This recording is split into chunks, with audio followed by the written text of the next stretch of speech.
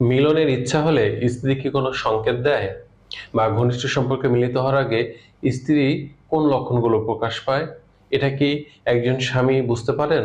যদি বুঝতে না পারেন তাহলে আজকে আপনার সাথে আলোচনা করব যে আপনার স্ত্রী যখন হর্নি হয় বা উত্তেজিত অবস্থায় থাকে তখন আপনাকে ৫ টি সংকেত দেয়।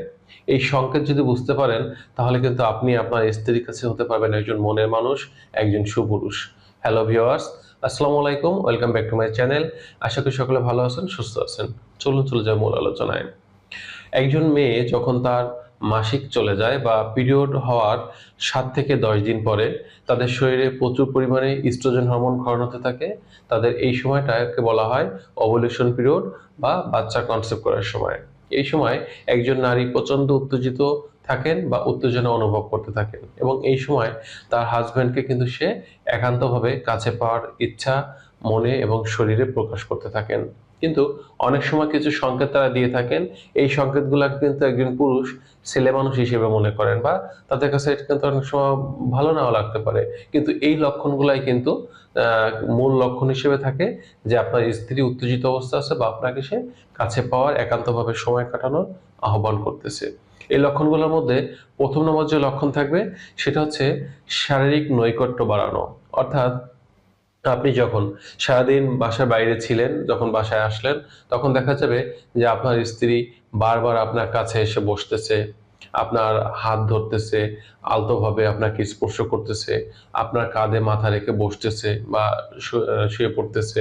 এর পাশাপাশি দেখা যাচ্ছে যে আলতোভাবে আপনার স্পর্শ নেওয়ার পাশাপাশি দেখা যাচ্ছে যে সবসময় সে আপনার পাশে ঘুরঘুর করতেছে।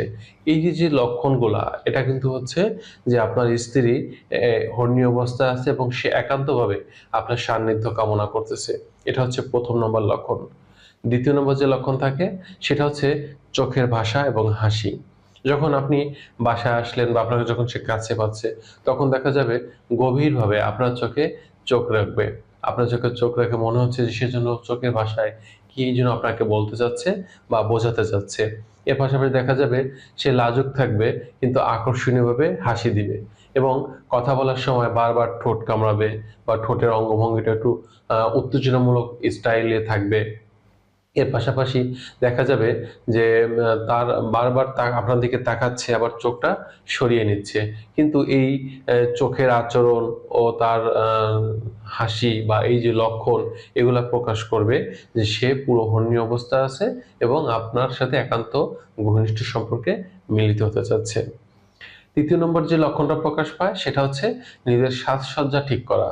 অর্থাৎ আপনি তার হাসব্যান্ড, আপনার সাথে খুব একান্ত সময় সে কাটায়। তারপরেও দেখা যাবে যে এই সময়টা আসলে যখন হর্নি অবস্থা থাকবে, তখন আপনি যখন তার সামনে থাকবেন তখন সে খুব বেশি পরিমাণে লজ্জা অনুভব করবে।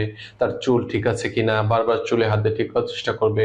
তার লিপস্টিক ঠিক আছে কিনা, তার বুকের ওড়নাটা ঠিক আছে কিনা, এই বিষয়গুলো বারবার ঠিক করার চেষ্টা করবে এবং এর থেকে যে বড় বিষয়টা হচ্ছে সে সবসময় আপনাকে মানে নিজেকে আপনার সামনে আকর্ষণীয়ভাবে উপস্থাপন করার চেষ্টা করবে যাতে আপনি তার সমস্ত অঙ্গভঙ্গি তার যে এ শালীনতা, মার্জিত ভাব সবকিছু দেখে যেন আকর্ষিত অনুভব করেন বা তা আকর্ষণ হওয়ার পরে আপনি যেন তার সাথে একান্ত সময় কাটানোর জন্য নিজে থেকে আহ্বান করেন।